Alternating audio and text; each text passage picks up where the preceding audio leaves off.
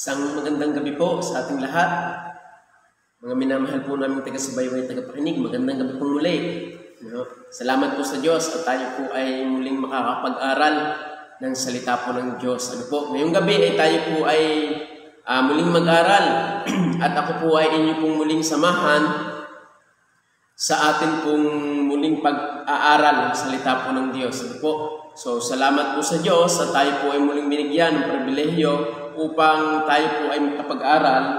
At muli ay atin pong tutunghayan yung ating pong pag-aaralan sa aklat po ng Mateo.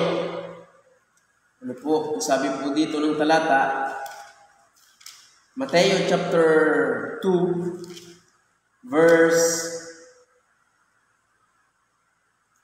10 and 11. Inyo pong subaybayan diyan, mga minamahal po namin taga-subaybay at taga-pakinig. So kayo po ay matamang sumubaybay upang inyo pong muling malaman ang mga salita ng Diyos na ipinababatid niya sa atin. At upang makilala natin kung sino talaga yung Diyos na atin pong inaaral ngayong gabi. So ngayong gabi ay kayo po yung muling sumubaybay dyan at aking pong babasahin ang salita po ng Diyos na ating pong pag-aaralan. Sabi po ng talata, at nang makita nila ang bituin, ay nangagalak sila ng di kawasang galak. At nagsipasok sila sa bahay, at nangakita nila ang sanggol na kasama ng kanyang inang si Maria, at nagpatirapa sila, at nagsisamba sa kanya, at pagbukas nila ng kanilang mga kayamanan, ay inihandog nila sa kanya ang mga alay na ginto, kamangyan, at mira. Yun po yung sabi ng salita ng Diyos sa Mateo chapter 2 verse 10 and 11. So tayo po muna manalangin sa ating pong pag-uumpisa. Tayo po pumikit aming Diyos. Salamat po muli sa gabing ito na kami po ay muling binigyan ninyo ng pribilehyo upang muling makapag-aral ang salita po ng Diyos. Samahan niyo po kami, Banal Espiritu. Nawa po Panginoon ay patuloy po na kayo ang magpaunawa sa bawat makikinig po ng Diyos na inyong salita.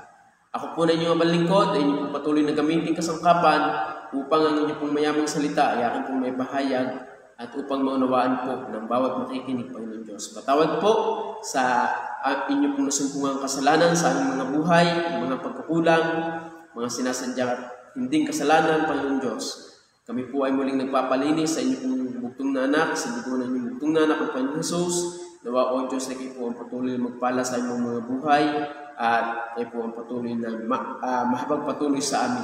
Pagpalaan niyo po nawa ang bawat makikinig. Nawa po Panginoon Diyos ay mangusap po kayo ng Espiritu sa kanila. At ang inyong pong salitang mahahasik, nawa ay tumanim sa amin pong mga puso at isipan upang amin pong maisagawa ang mga katotohanan na mahahayag ngayong gabi po ng Diyos. Sa aming pong pag-aaral, nawa o Diyos, ay samahan niyo po kami, ibaksin niyo po ang lalang ng kaaway, at kayo po nawa po ng Diyos ang gumabay sa aming pong pag-aaralan. Salamat po o Diyos, ang lahat po nito ay aming po samot na langin, sa pangalan ng Panginoong Jesus na aming tagapagligtas. Amen. Okay, so magandang gabi po sa inyo, mga minamahal po namin taga-subaybay at taga-pakinig. So tayo po ngayon muli ay mag-aaral ng salita po ng Diyos. At ang ating pong pag-aaralan ay yung pong muling ating pinag-aralan ng nakaraang Monday, paglagong buhay spiritual sa pamamagitan ng palagi ang pagkakaloob. So sa pamamagitan ng palagi ang pagkakaloob. So yan po yung atin pong pinag-aaralan ngayon. At nawa ay kayo po nawa ay sumubaybay upang inyo pong unawaan yung mga katotohanan na atin pong pag-aaralan. Dahil pagka hindi po kayo sumubaybay, ay hindi ho ninyo maunawaan yung pag-aaralan natin. So ganun lang naman ho yun. Pero pag kayo sumubaybay, maaari at malaki ang porsyento na kayo po ay maunawaan ninyo yung ating pong pag-aaralan. So yun po, ang sabi po ng talata, at nang makita nila ang bituin, ito po yung ang Panginoong Jesus ay ipinanganak. At may dumalaw po sa Panginoong Jesus na mga pantas. Ating pong lililawin, mga pantas. So hindi po yung tatlong haring mago, na atin po nakagisnan nung tayo po ay hindi pa po mga mananampalataya ng Diyos. Ang sabi po dito yung mga pantas. So sabi po diyan, maraming aspeto ng ating buhay ang naaapektuhan kapag tayo ay nagbibigay sa Diyos.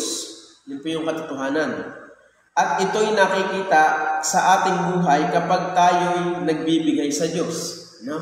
Merong, alam niyo po, nandiyan na tayo bilang isang mga mananampalataya ng Diyos, pagka ginagawa talaga natin ang kalooban ng Diyos, at isa sa kalooban ng Diyos ay ang pagbibigay, pagka ginagawa natin yun, tayo po ay lumalago sa ating buhay pananampalataya. Isa na po yun sa lumalago sa ating buhay pananampalataya. Yung ating pong spiritual na paglago. Yun nga po yung ating pinag-aaralan.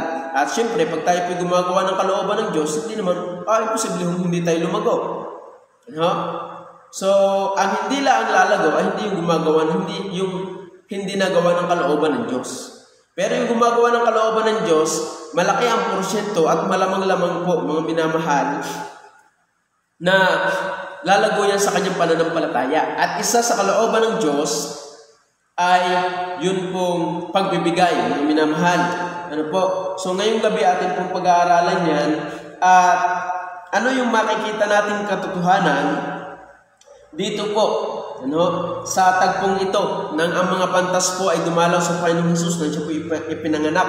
Ano po yung ating makikitang katotohanan dito po sa tagpong ito? At yun po yung ating pong pag-aaralan upang ating pong manunawaan at may apply din natin sa ating buhay pananampalataya.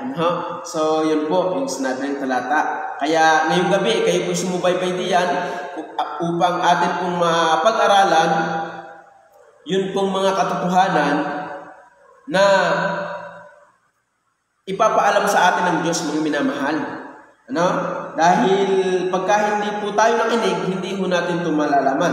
Kaya sabi po ng talata rito, at nang makita nila ang bituin, ay nagalak sila ng di kawasang galak, at nagsipasok sila sa bahay, at nakakita nila ang sanggol na kasama ng kanyang inang si Maria, at nagpatirapa sila at nagsisamba sa kanya. At pagkabukas nila ng kanilang mga kayamanan, ay inihandog nila sa kanya ang mga alay na ginto, kamangyan at mira. Yan po yung katotohanan. Sila po yung nagbigay ng mga minamahal. Alam niyo po, pagka kayo po ay tunay ng mga mananampalataya ng Diyos, yan po hindi na po usapan. Utos po ng Diyos na tayo po yung magbigay, hindi na po yun. Ang Israel nga po, alam niyo po mga minamahal, araw-araw po sila naghahandog. Hindi na po yung pinag-uusapan, ako ba'y maghahandog pa? Ako ba'y magbibigay pa sa Diyos? Hindi. Dahil araw-araw sila naghahandog, dahil alam nila na araw-araw silang nagkakasala. Yung po kanilang mahandog, kumbaga ay sin offering. Parang ganun po, kaya araw-araw sila naghahandog. But alam niyo po ang pagbibigay, ito po yung utos ng Diyos. Kaya nga sabi ng pinag-aralan natin noong nakaraang linggo, Malakay chapter 3 verse 10, dalhin nyo ang ika-10 bahagi sa kamalig. At anong purpose na yun? Hindi sa walang purpose. Ang kamalig na tinutukoy, yun po yung bahay ng Diyos. Sabi po dito, sabi po din sa verse 10, dalhin nyo ang buong ika-10 bahagi sa kamalig upang magkaroon ng pagkain sa aking bahay. Alam niyo po, actually po, ang Diyos naman po hindi nangangailangan.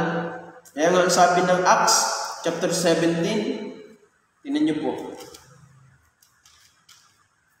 Sabi po ng Acts chapter 17, verse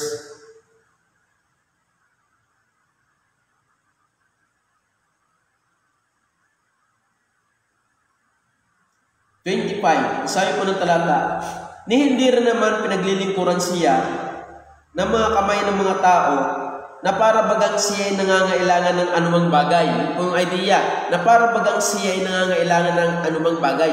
Actually po, ang Diyos po ay wala na pong kailangan. Actually po, yung pagbibigay po natin, yun po ay hindi na po kailangan ng Diyos. But, ang nangangailangan po ay yung bahay ng Diyos.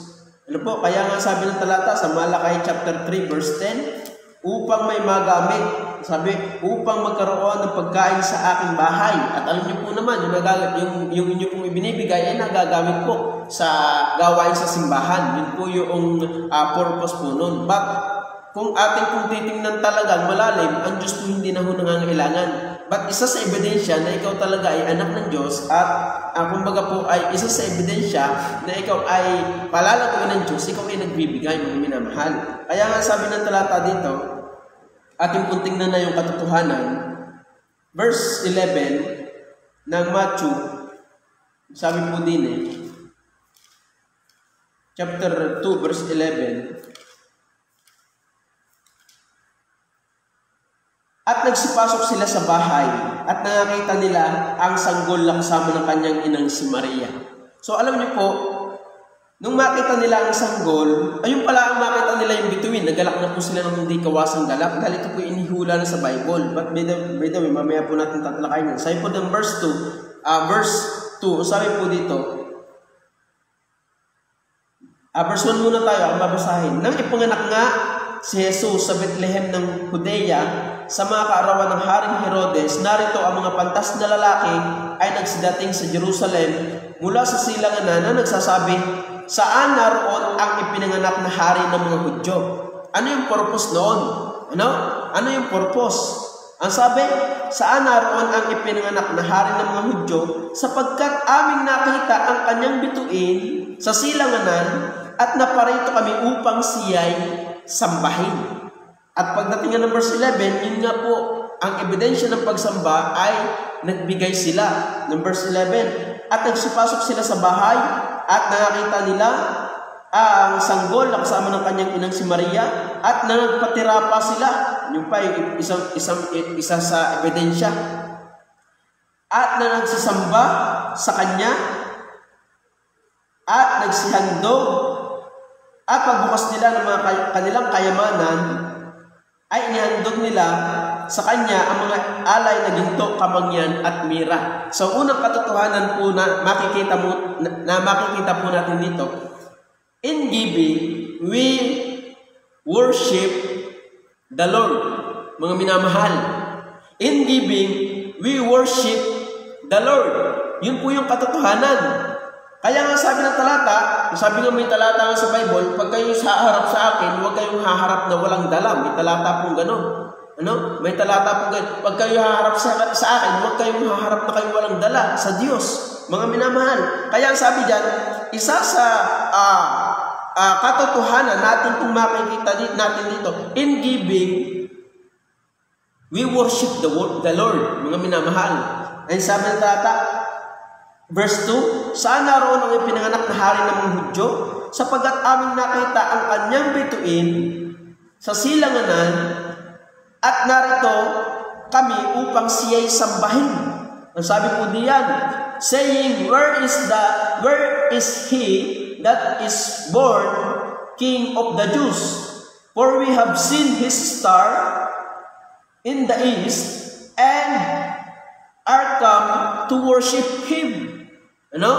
At pagdating ng verse 11, and when they were come into the house, they saw the young child with Mary, his mother, and fell down and worshiped him. At ano pa? Sabi diyan, and when they had opened their treasures, they presented unto him gifts, gold, and frankincense, and myrrh. Yun po mga minamahal, in giving, we worship the Lord. Kaya, isa sa paglagong buhay spiritual, bakit kasama yung palagi ang pagkakaloob? Dahil alam niyo po mga minamahal, pag tayo nagbibigay, dito natin sinasamba. Isa sa pagsamba sa Diyos ay yung pagbibigay. Kaya nga, sabi ko nga, pagka ikay nanliligaw, pag ikay nanliligaw, ay talagang hugot ang bulsa. Hugot ang wallet, halpot ang bulsa. Bakit? Binibigyan mo yung iyong mahal sa buhay. Dahil mahal mo siya. In giving, we worship the Lord. At isa sa ebidensya, mga minamahal, na tayo po ay sumasamba sa Diyos ay yung pagbibigay sa Diyos. Kaya nga sabi dito nung sila upang sabi mo ng verse 2, nung sabi po diyan, and are come to worship Him. Ano yung paraan ng kanilang pagsamba? They fell down and binuksan nila yung kanilang alay, nagintok, kamangyan at mira. Tingnan niyo po. Kaya, Alam niyo po, ang pagbibigay ay ito po ay isa sa instrumento ng Diyos upang tayo po ay lumago sa ating buhay pananampalataya. Kaya nga, napakahalaga po ng palagi ang pagbibigay. Ano? Dahil sabi ko nga, nung ating pinag-aralan nung nakarang linggo, ang kumbaga po ay mababang paglilingkod sa Diyos ay yung pagbibigay. Ano? Yung ikay nagbibigay sa Diyos, yung pera. Ano? But, alam niyo po, maraming palyangadi yan ng mga mananampalataya ng Diyos. Kaya nga ang sabi ng Isaiah 17:14, ito po yung nakahula na sa Bible na merong ipapanganak na hari ng mga Hudyo. Ano? Nakahula na po ito sa Isaiah. Kaya itong mga, may alam siguro itong mga wise men, kaya nga wise men hindi may alam sa history, sa mga history na merong ipapanganak na hari ng mga Hudyo. At yun po ay sabi po dito ng verse 14, kaya ang Panginoon nga ay magbibigay sa inyo ng pinakatanda. Narito ang isang dalaga ay maglilihi at manganganak ng isang lalaki at tatawagin ang kanyang pangalan na Emmanuel. Ano po ang ibig sabihin ng Emmanuel? Sabi po diyan, verse 23 ng Matthew chapter 1. Narito, ito po yung nakahula na sa Isaiah. Bago pa naisulat yung Matthew, inihula na po sa Isaiah na manganganak ang isang ang isang dalaga ay maglilihi at manganganak ng isang lalaki at tatawagin ang kanyang pangalan na Emmanuel. Pagdating po ng Matthew chapter 1 verse 23, narito ang dalaga ay magdadalang tao at manganganak ng isang lalaki at ang pangalang itatawag nila sa kanya ay Emmanuel, na kung liliwanagin ay sumasa atin ang Diyos. Sumasa atin ang Diyos. Kaya para itong mga wise men, hindi lamang sila pumunta, kundi meron pa silang alay, meron pa silang pagkakaloob, meron pa silang pagbibigay sa Diyos. Dahil alam nila na hindi pipitsugin yung kanilang king na sasambahin.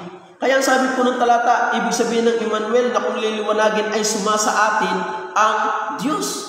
So alam ng mga wise men, sabi ng verse 2, saan naroon ang ipinanganak na hari ng mga Hudyo, sapagkat aming nakita ang kanyang bituin sa silanganan at narito kami upang siya'y sambahin. Yun po yung sabi ng talata. So in giving, we worship the Lord. Kaya ang verse 11, at nagsipasok sila sa bahay at nakakita nila ang sanggol na kasama ng kanyang inang si Maria at nagpatirapa sila. Tingnan niyo po. Ano? Yung ibig sabihin ng pagpatirapa, paggalang, worship, pagsamba. Ang sabi po, nagpatirapa sila at nagsisamba sa kanya at pagbukas nila ng kanilang mga kayamanan ay inihandog nila ang kaniyang mga alay na ginto at kamangyan at mira. Alam niyo po, hindi ho pipitsugin yung kanilang dala. Kaya nga sabi ng Malakay, yung ating pong pinag-aralan, anong inihahandog ninyo? Pilay.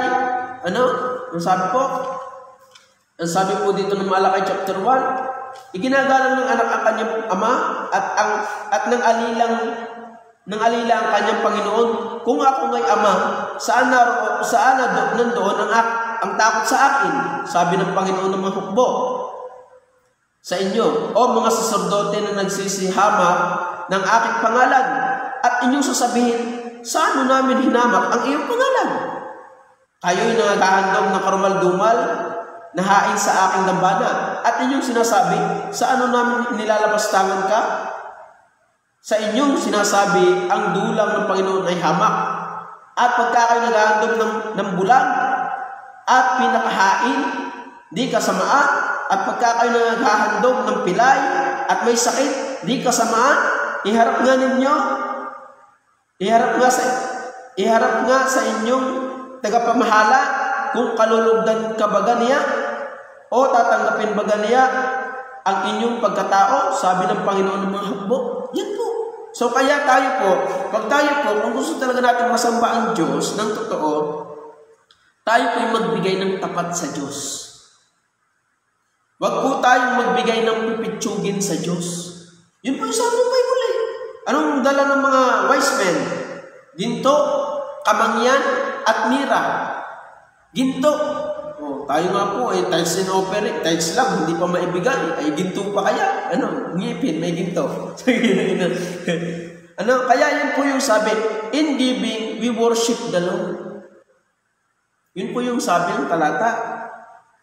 Kaya nga sabi ng 1 Chronicles, chapter 1 Chronicles chapter 2, chapter 16, 1 Chronicles chapter 16, verse 16, chapter 16, verse 29, kasabi po ng talata, yan, lumpas na. Ang sabi po dito ng talata, 16:29, inyong ibigay sa Panginoon ang kaluwalhatiang marapat sa kanyang pangalan. Mangandala kayo ng handog at magsiparoon kayo sa harap niya.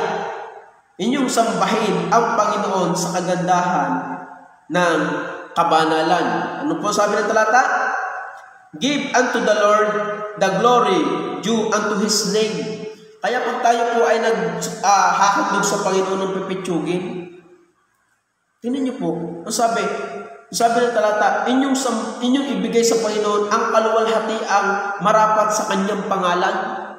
Tingnan niyo po, kaya pag kayo nagbibigay sa Panginoon ng pipitsugin, ng tip, kumbaga, ng hamak, ay ano tingin niyo sa Diyos? Pipitsugin? Kaya nga sabi ng talata, inyong ibigay sa Panginoon ang kaluwalhatiang marapat sa kanyang pangalan. Marapat po ba sambahin? Pag-alayan ng ating ultimo ng ating buhay? Karapat-dapat po siya. Dahil ang sabi po ng talata, give unto the Lord the glory due unto His name. Bring an offering and come before Him. Worship the Lord in the beauty of holiness. Ano po? Kaya yun po yung sinasabi ng talata. Kaya, pag tayo po sasamba sa Diyos, in giving, we worship the Lord. Ano? Pag ikaw ay tapat na sumasamba sa Diyos, alam niyo po, hindi ka gagawa ng bulok sa kanyang harapan. Yun po yung sabi ng talata. Kaya nga sabi dito, at pagpasok nila sa bahay, at nakakita nila ang sanggol na kasama ng kanyang inang si Maria, na nagpatira pa sila at nagsisamba sa kanya, at pagkabukas nila ng kanilang mga kayamanan, ay inihandog nila ang kanilang mga alay na ginto, kamangyan at mira. Dahil alam nga nila na ang sasampahin nila ay hindi ordinaryong bata or sanggol. Ito po ay inihula ng Isaiah at may alam sila sa hula, sa salita ng Diyos, may alam sila at ito po yung sinyalis verse 10, at nang makita nila ang bituin. No? Ibig sabihin, talagang inaabangan talaga nila yung bituin. Saan lalabas yung bituin? At pag yun ay lumabas, doon ipapanganak yung hari ng mga Hudyo. Kaya ang alay nila na ginto, kamangyan at mira, ay hindi mo pipitsugin. Kaya nga sabi ng talata, verse, at ang pangalang itatawag nila sa kanya ay Emmanuel, na kung liliwanagin ay suma sa atin ang Diyos. Ano? Suma sa atin ang Diyos. Kaya alam nila at kilala nila kung sino yung kanilang pag-aalayan ng kanilang handog. Ano? At kapag tayo nagbibigay, we worship the Lord. Yan po ay masabi. At nagpasok sila sa bahay at nakakita nila ang sanggol na kasama ng kanyang inang si Maria, at nagpatira pa sila at nagsisamba. Ano? Yan po yung sabi. And when they were coming into the house, they saw a young child with Mary, his mother, and fell down and worshipped Him. And worshipped Him. Ano po? Kaya nga sabi ng verse 2, verse 2, saying, where is he that is born King of the Jews? For we have seen his star in the east, and are come to worship Him. At kami naparito upang siya'y sambahin. Dahil nakita nila yung yung bituin sa silanganan. So, sila ay pumunta. Talagang hinanap nila yung alam nilang Diyos yun ipinanganak na yun. Alam nila yung hula sa Bible. Kaya alam niyo po, pagka kilala mo ang Diyos, magtatapat ka talaga sa Kanya sa pamamagitan ng pagbibigay. Ano? At siyempre, pag ikaw ay sumasamba, niluluwalhati mo ang Diyos. Ano? Sabi nga, the act of showing respect, iginagalang mo ang Diyos. Ano? For God to honor or respect. Pag iyong ginagalang ang Diyos, imposibleng hindi ikaw lalago. Ano? Pag ating ino-honor sinasamba natin ang Diyos, imposibleng hindi tayo gagalang sa Kanya. Kaya yun po yung sabi ng Bible. Ano? Ang sabi po niya ng talata sa verse 11, at nang makita nila ang sanggol na kasama ng kanyang inang si Maria, ay nagpatirapa sila at nagsisamba sa Kanya. Ano? They worship the Lord in giving. Sabi po, in giving, we worship the Lord. Mga minamahal, yun po yung sabi ng talata. So, pag tayo nagbibigay, kaya nga sabi ng Panginoon, kayo magbigay ayon sa ipinasya ng inyong puso. Huwag mabigat sa loob. Dahil pag tayo nagbibigay, tip na nga, mabigat po sa loob, hindi ka na sumasamba eh. Imposible ka nang sumasamba. Pag ikaw ay tip na nga, yung ibinibigay sa Diyos, galit ka pa, masama pa loob mo. Kaya naman, nakundangan na nga laang. Ay, hindi yung magandang ugali yan. Magaling pa huwag ka nang magbigay. Pagka kayo magbibigay ng masama ang iyong loob. Sabi nga, kayo magbigay ayon sa ipinasya ng inyong puso, huwag mabigat sa loob, o dahil sa kailangan, sapagkat iniibig ng Diyos ang nagbibigay ng masaya. Yun po yung sabi ng Bible. Kaya mga minamahal po namin taga-subaybay, tagapakinig, paglagong buhay espiritual sa pamamagitan ng palagi ang pagkakaloob. Ano? At isa sa ginagamit ng Diyos para tayo lumago is pagbibigay, mga minamahal. Yun po yung katotohanan. In giving, we worship the Lord. No? At syempre, pag lagi kang sumasamba sa Diyos, imposibleng ikaw mag-backslide. Imposibleng ikaw ay hindi lumago bilang isang buhay, bilang ikaw Kristiyano. Ano? Imposible. Ako po. Imposible. Isa sa indikasyon ng isang Kristiyano yung malago ay siya'y nagbibigay sa Diyos. No? Pero yung mga Kristiyano, mahirap sabihin malago. No? So, yan po ang sinasabi ng talata. Number 2, verse 10.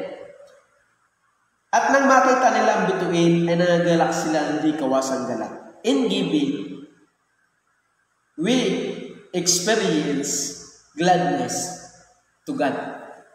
Yun po sabi. Nawala ho yung bituin, kaya napunta silang Israel, tinanong si Herodes, sabi dito, sabi dyan, saan naroon ang ipinanganak na hari ng mga Hudyo? Sapagkat amin nakita ang kanyang bituin, yun. Sa silanganan at naparito kami upang sa isambahin. So, ang makikita natin katotohanan dito, verse 10, at nang makita nila ang bituin, ay nangagalak sila ng di kawasang kilap. Ano? Siguro yung idea nito, yes, nakita na natin. Nakita na uli namin yung bituin. Lumabas yung bituin pagdating ng verse 10. At nang makita nila ang bituin, ay nagagalak sila ng di kawasang galak dahil lumabas sila. Nung sila naglalakbay, nakita nilang bituin, nasa sila nga, nawala. At naglakbay sila ng mahabang buwan or years dahil child na Ang sabi, nung nakita ng mga pastor, babe. Ba't dito, child na? Ibig sabihin, medyo malaki na yung bata. Child na. Bata na. So, sila naglakbay na napakalayo, napakatagal na araw, buwan, o kaya taon. Naglakbay sila. So, pagkita, nung nagtanong sila kay Herodes, nasaan yung pinanganak na hari ng Hudyo? Sapagkat kami na parito upang siya sambahin. So, nung tinatanong nila, sabi, nag-usap sila ng masinsinan, sabi pa nga ni Herodes, pag inyong nakita, sabihin niyo ako. Ano? At upang ako makasamba, nagsisinungaling naman. Papatayin naman. So, Yun po yung sabi ng talata, in giving, we experience gladness to God. Dahil nung nakita nila ang bituin, sa verse 10, nagalak sila hindi kuwasang galak at pagpasok nila sa bahay, at nakita nila ang sanggol na kasama nilang ng kanyang inang si Maria, at nagpatira pa sila at nagsisamba sa kanya at pagbukas nila ng mga kayamanan. In giving, we experience gladness to God. Dahil alam nila kung sinong ipinanganak na yon. Yung lumabas ang bituin, alam nila yung hula na sa Bible na may ipapanganak na hari ng mga Hudyo. Hari, tayo haharap sa hari. Wag tayong haharap sa hari nung walang dala. Yun po yung sabi siguro yun po yung pulong nila. Wag tayong haharap ng walang dala at wag tayong haharap ng pipitsugin ang ating dalas na hari.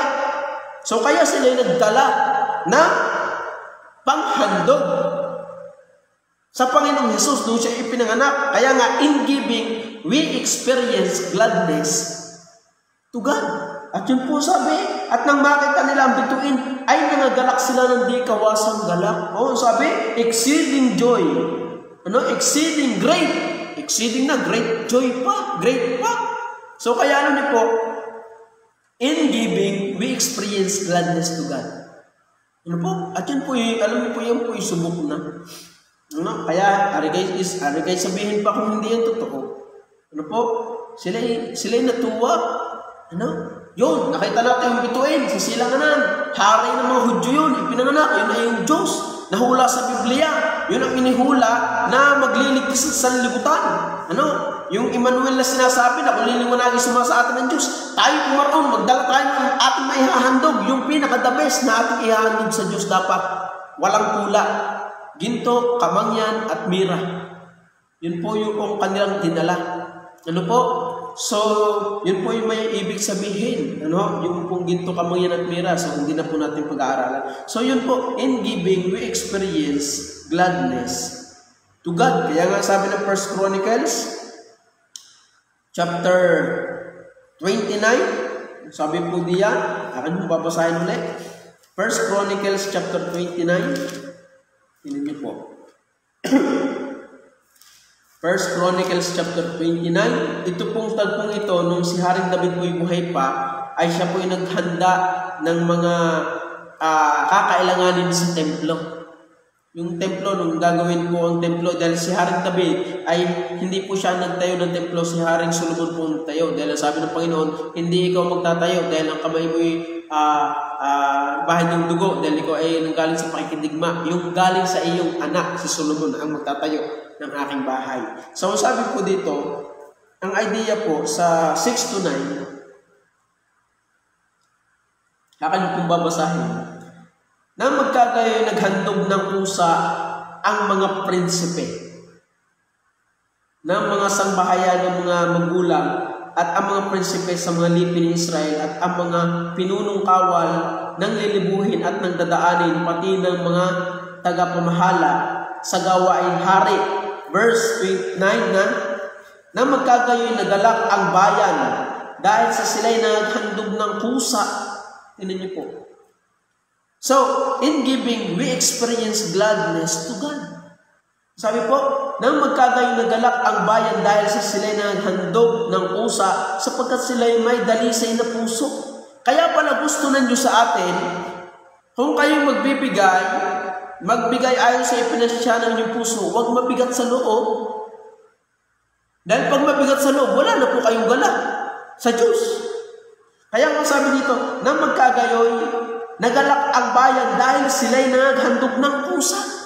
Kaya pala, itong mga wise men, nung sila'y naghandog, nung makita pa lang nila ang bituin, na lumabas, may paghandog na silang dala, at nung nakita muli nila ang bituin, sila'y nangagalak ng di kawasang galak at binigay nila yung kanilang handog na ginto, kamangyan at mira. Sinamba nila yung Diyos, yung Panginoong Hesus, yung batang pinanganak ni Maria, ang Panginoong Hesus.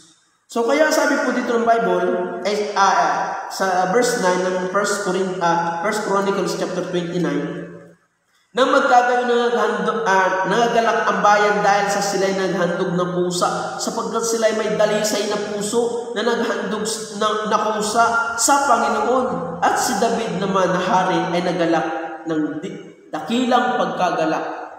So kaya alam niyo po, pag tayo po maghahandog, huwag kayong nakasimangot. Huwag kayong napipilitan lamang. Wala na po doon ang kagalakan sa Diyos. Siyempre, pag kayo napipilitan, hindi lang kayo masaya sa Diyos noon, ibig sabihin. Kaya pag kayo maghahandog, dapat kayo masaya. Dahil in giving, we experience gladness to God. Ano? Tingnan niyo po, pagka kayo po ay hindi masaya doon sa isang tao, ay hindi kayo masayang magbigay. Ano? Pundangan nga lang sinabi, alam niyo ba yun? Pagka kundangan na nga lang sinabi ng tatay, nabigyan ka, saksak mo sa baga mo. Meron ganyan ho eh. Pagka magbibigay, galing pa. Kaya mahirap yun. Magaling pa yung wag nang magbigay.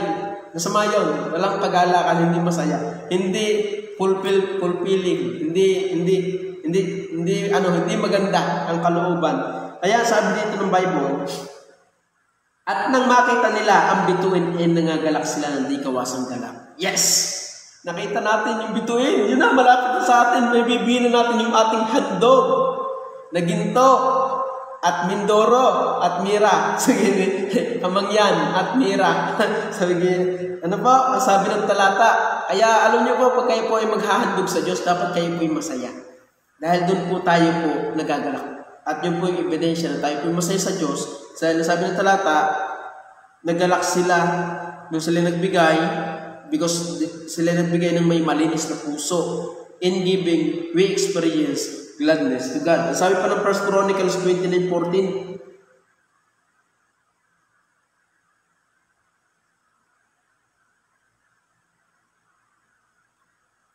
Chronicles chapter 29 verse 14, ngunit sabi dito po, ngunit sino ako? At ano ang aking bayan na mga kahandog ng ganyang pusa ayon sa ganitong paraan, sapagkat ang lahat ng bagay ay nagmumula sa iyo. At ang iyong sarili ay aming ibinigay sa iyo. So kaya pala ganun na lamang ang kanilang ramdam sa pagbibigay, naghandog sila ng pusa dahil alam nila na lahat ng bagay ay sa Diyos. No? Walang mabigat na bagay, o kumbaga ay walang mahirap ibigay sa Diyos kung alam mo na hindi yan iyo, at kung alam mo yan ay sa Diyos. Parang ganito, pag ikay humiram, alam nga namang ikaw ay, halimbawa, humiram ka ng cellphone. Pag kinuha yan sa iyo, mabigat bang yung loob? Hindi. Ay, hindi naman yun iyo eh. Halimbawa, nanghiram ka ng sasakyan. Pag kinuha sa iyo ng may-ari, masama bang yung loob? Hindi. Hindi naman yun iyo eh. May ibang nagmamayari. So kung alam natin na kaya tayo magbibigay dahil hindi rin ito atin at ito sa Diyos, ay hindi tayo masisimangot. Tayo po katiwala lang dito sa lupa. Huwag ho kayong maging katiwaldas. Huwag ho tayong maging katiwaldas. Tayo po ikatiwala lamang. Yun po yung katotohanan. Kaya pag tayo po yung nagbibigay sa Diyos, dapat po yung masaya. Huwag ho yung saksak mo sa baga mo. Huwag ho ganun. Dahil hindi natin may experience ang kagalakan sa Diyos pagka tayo nagbibigay ng masama ang loob sa Diyos. Yun po yun. Kaya nga in giving, we experience gladness to God. Yun po, kung naranasan nila. Kung makita nila, yung bituin, nagalak silang di kuwasang galak dahil may purpose na yung kanilang dala. Ito iaalay namin, ito ibibigay namin sa Diyos, sa haring ipinanganak. Kaya yun po, yung sabi, na in giving, we experience gladness to God. Kaya tayo po magbigay. At isa sa paraan ng Diyos para tayo lumago spiritually, give, not grudgingly, or necessity. Dahil sabi, kapagkat iniibig ng Diyos ang nagbibigay ng masaya. at pasasahin ka ng Diyos. No? So, yun po yung sabi. Number 3, in giving, we experience the presence of God. Pag tayo nagbibigay, na-experience natin yung kagalakan, yung presensya ng Diyos. Tingnan niyo po. Ang sabi po sa verse 11, pag sinabi pong experience, the feel of being a particular place, the state of being present. No? Present. Sabihin, ramdam mo na nandoon siya. Ano? So, ang sabi dito ng talata, verse 11, at nagsipasok sila sa bahay at nakita nila ang sanggol na kasama ng kanyang inang si Maria at nagpatirapa sila at nagsisamba sa kanya at pagbukas nila ng kanilang mga kayamanan ay inihandog nila. So, in giving, yung handog nilang yon ay naranasan nila yung presensya ng Diyos sa kanilang buhay. Dahil, presensya mismo ng Panginoong Jesus. Dahil ang sabi ng verse 23 ng chapter 1, narito, ang dalagay, magdadalang tao at manganganak ng isang lalaki at ang pangalang itatawag nila sa kanila ay Emmanuel, na kung liliwanagin ay sumasa atin ang Diyos. So pagdating ng verse 11, sila'y naghandog, ginto, kamangyan at mira, kanino? Sa Panginoong Jesus. So, in giving, we experience the presence of God. Yun po yung katotohanan. Kaya, syempre, pagka lagi mong nararanasan ang Diyos, alam nga namang ikaw ay umukok ang iyong buhay espiritual. Alam nga namang ikaw ay hindi sa palago. Buhay espiritual. Pag nararanasan mo lagi ang Diyos sa iyong buhay, lalago ka spiritually. So, at ang isa sa instrumentong ginagamit ng Diyos upang tayo lumago spiritually ay sa pamamagitan ng pagbibigay. Dahil saan mo ba dadalhin? Yung iyong iaalay sa tindahan, sa Hinebra, sa sugalan. Hindi pag ikaw ay maghahandog sa Diyos, syempre, pupunta ka sa simbahan, sa gawain ng Diyos. At dito po pinag-uusapan ng Diyos at di mo mararanasan ang Diyos sa iyong buhay. Hindi kung saan-saan, hindi sa SM. Hindi sa kung saan-saan. Dito mismo, sa lugar na kung saan naandoon ang presensya ng Diyos. Kaso, maraming mga mananampalataya, hindi na nga nagbibigay, wala pa sa presensya, sa simbahan. Hindi pa nagsisimba. Paano makapagbigay? Wala nga sa simbahan. Ay ang presensya ng Diyos ay nasa kanyang santuaryo, nasa simbahan. Ay tingnan niyo po, alam nga namang kung itong wise men ay hindi pumunta doon sa silanganan, sa kanaroroonan ng Panginoong Jesus, mararanasan ba nila ang Diyos, ang Panginoong Jesus? Makikita ba nila ang Panginoong Jesus ng mukhaan? Hindi. Why? Hindi sila magbibigay Yung kanilang bukod pa yung alam nila na kung sino yung kanilang sasampahin at ang isa pa, yung dala nilang alay, pag-aalayan namin yung Diyos na yun ay pinanganak. Kaya, imposible na hindi ka lalago pag ikay nagbibigay. Then in giving, we experience the presence of God. Pag ikay nandito, may trabaho ka. Kung ikay nandito, may trabaho ka. Alam mo yung 10% ay ibibigay mo sa Diyos. Saan ng Diyos? Nandini sa simbahan. Nandini ang presensya ng Diyos. Dito, inaaral ang salita ng Diyos. Dito mo mararanasan ang Diyos sa iyong buhay. Siyempre, linggo-linggo, magbibigay ka sa Diyos. Linggo-linggo ka na sa simbahan. Alam nga namang, hindi ka lumago diyan, nasimba ka, nag-aaral ka ng salita ng Diyos, nagbibigay ka sa Panginoon, alam mo, hindi ka lumago. Kaya po tayo hindi nalago, nalayo tayo sa Diyos. Yung pagbibigay ating kinakalimutan na akala natin hindi mahalaga, kinakain na natin yung para sa Diyos.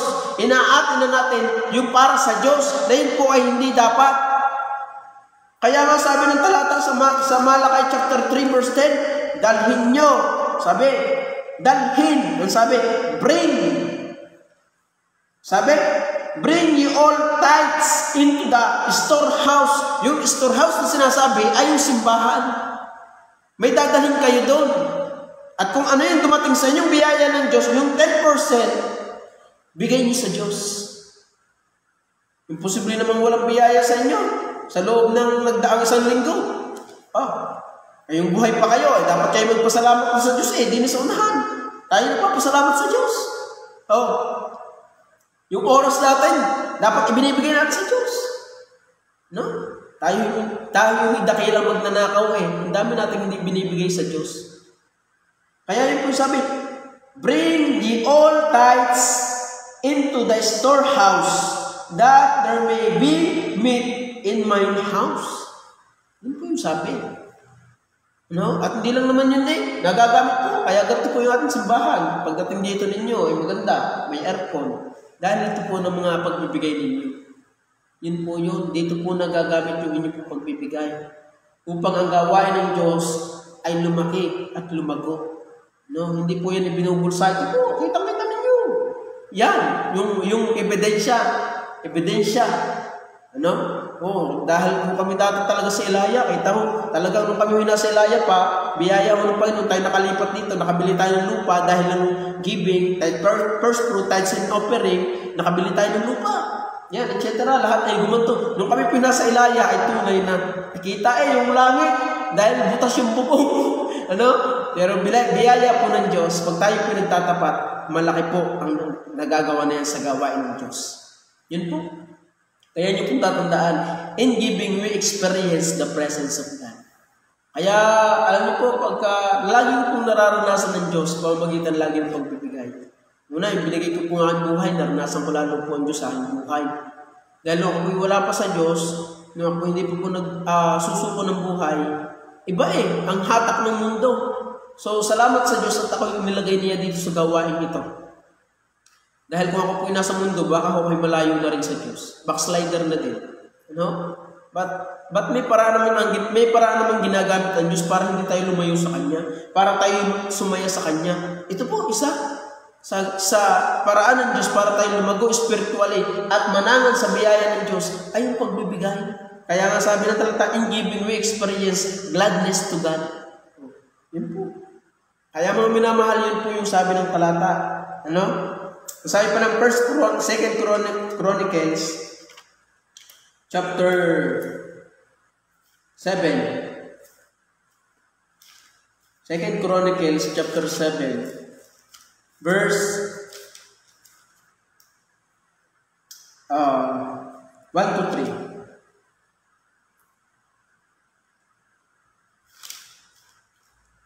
Sabi po ng talata, nang matapos nga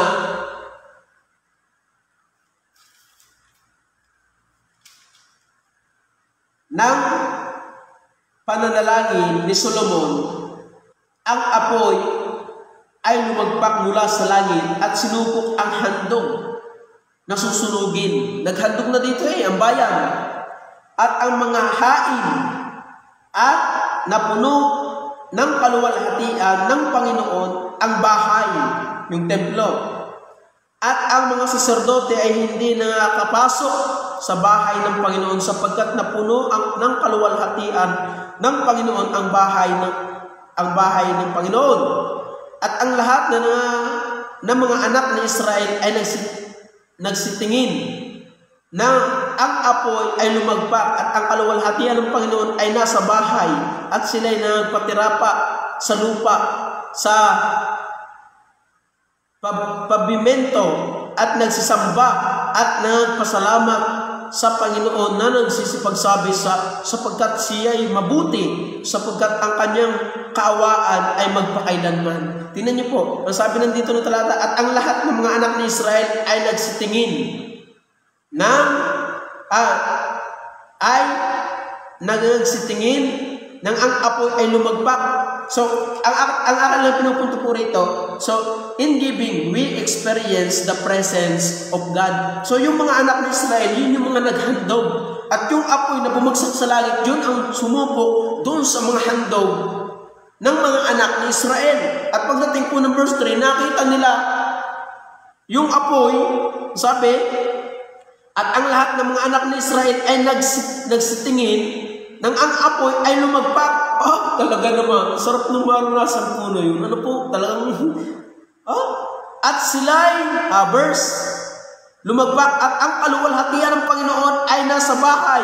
At sila'y nagpatira pa sa lupa, sa pavimento, at nagsisamba, at nagsabi, nangagpasalamat sa Panginoon na nagsasabi sapagkat siya'y mabuti, sapagkat ang kanyang kaawaan ay magpakailanman. Tingnan niyo po. So in giving, we experience God. Ano? In giving, we experience the presence of God in our life. Yun po yung sabi. Kaya mga minamahal, hindi ho kawalan sa, hindi ho pag tayo pinagbibigay, yun po yung hindi ho kawalan sa atin, kundi bagkus tayo pa po yung napapabuti. Yun po yung turo ng Bible. Ito po yung sabi. Naranasan nila ang Diyos. Maging yung wise men, nung sila nagbigay, may purpose na, una, kaya sila pupunta roon. Alam nila kung sino yung kanilang pupuntahan. Diyos. Pangdalawa, kaya sila pupunta, sila mag-aalay ng kanilang ginto, kamangyan at mira doon sa ipinanganak na Diyos, na hari ng mga Hudyo. So, kung hindi sila pumunta, ay di nila mararanasan ang Diyos. So, kung gusto mong maranasan ang Diyos, magbigay ka.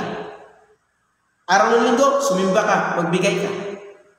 Mararanasan mo Diyos sa iyong buhay.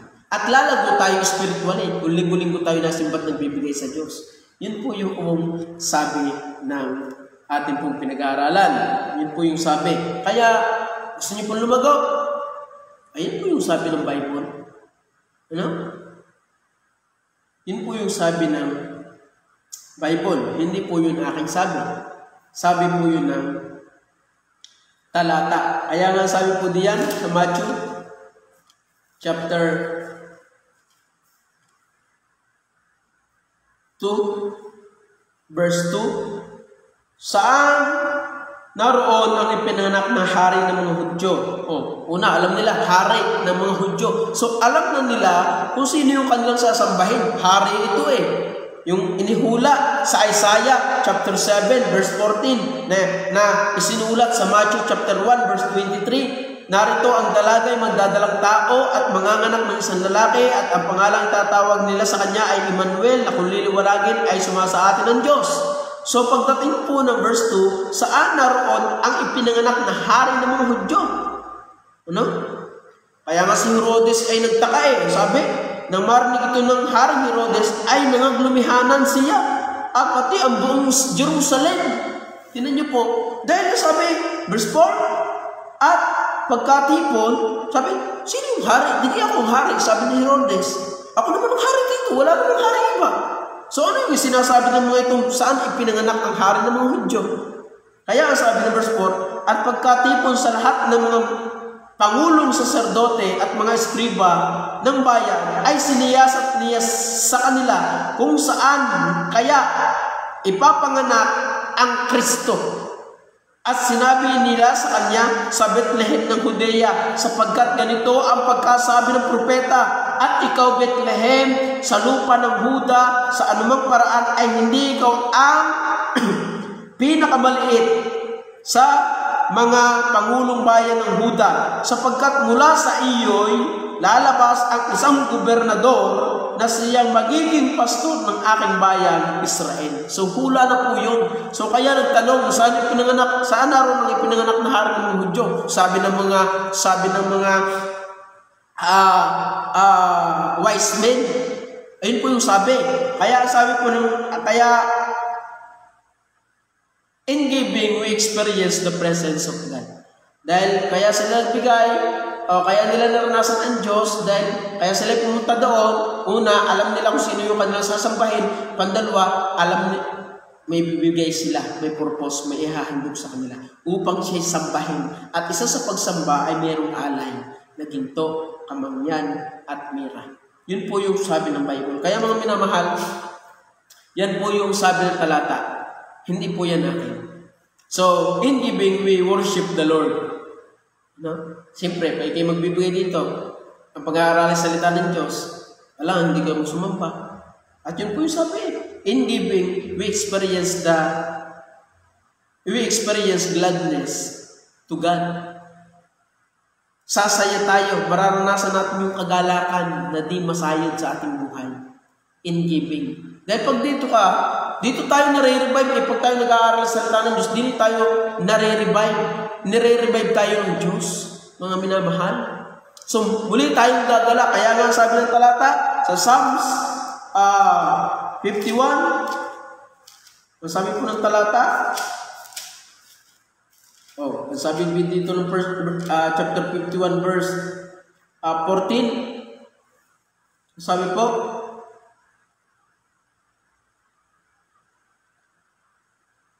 verse 12, restore unto me the joy of salvation. Alam niyo po, nawawala po yung kagalakan sa Diyos. Pero yung kaligtasan po, hindi po yun nawawala. But yung kagalakan mo sa Diyos, yung kagalakan mo na ikay niligtas ng Diyos, yun po yung nawawala. Yung kagalakan mo. Why? Dahil ng kasalanan. So, in giving, pag tayo magbibigay sa Diyos, siyempre, nandito tayo sa presensya ng Diyos, mararanasan muli natin ang presensya ng Diyos, at doon tayo pasasayahin ng Diyos sa ating buhay.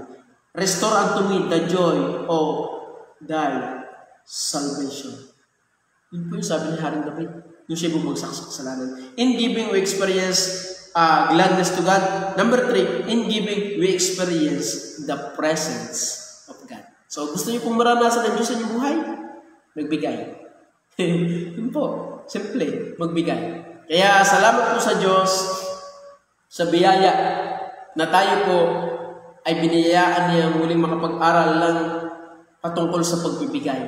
At nawa ay tayo po ay na-bless sa ating pong napag-aralan, mga minamahal. So, yun po yung sabi ng talata. No? Kaya mga minamahal, magbigay po tayo sa Diyos. Hindi po kawalan ang nagbibigay sa Diyos. Kundi bagkos, pag tayo hindi nagbibigay, tayo po nawawalan. Yun po yung katotohanan. Kala mo, marami na ka. Hindi. Mas lalo na, ranas na ho yan. Minsan may ranas na yan. Marami nang nakaranas na yan. Mistik ako ay nakakaranas, hindi po yan. Pag hindi ko nabibigay para sa Panginoon, parang kulang. Pero pag nabibigay ko sa Panginoon, sabi nga ng talata, kundi ko bubuksan ang dungaw ng langit at ibibigay sa inyo pagpapalang walang sapat na kalalagyan. Alam niyo po, yung biyaya ng Diyos, kung tayo nagtatapat sa Kanya, hindi tayo pagkukulangan. Pero kahit sobrang yaman mo, ba yung mayayaman na, kung mayaman na sila, ba sila nagkukumahog pa rin, naghahanap na rin ng kayamanan, hindi yun mayaman. Hindi ho yun mayaman. Dahil kung mayaman, ay hindi ka na magkukumahog ng yaman. No? But alam niyo po, ang tunay na kagalakan ng buhay, satisfaction ng buhay, yung Diyos. Yung Diyos. Yung Diyos po. Ano? Kaya, isa, para maranasan natin ng Diyos sa ating buhay at tayo lumago spiritually, ay paraan ng Diyos, magbigay po tayo. Ano yun po? So, tayo po yung manalangin, tayo po pumikit. Aming Diyos, salamat po. Salamat po dahil kayo nanatiling tapat sa amin. Salamat po dahil kayo po'y napakabuti. Walang hanggan ang inyo pong kabutihan sa amin. Kaya yung inyo pong iniuutos sa amin na kami po'y magtapat sa inyo sa pamamagitan ng pagbibigay, ay Panginoon, patuloy niyo po kami tulungan.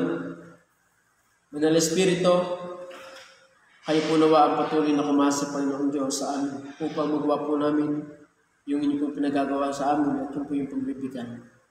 Palayo po nawa ang bawat nakapakinig po ng Diyos, nawa ay gamitin itong kasangkapan upang kami po, bawat isa po sa amin lumago spiritually at patuloy na mga paglingkuran sa inyo.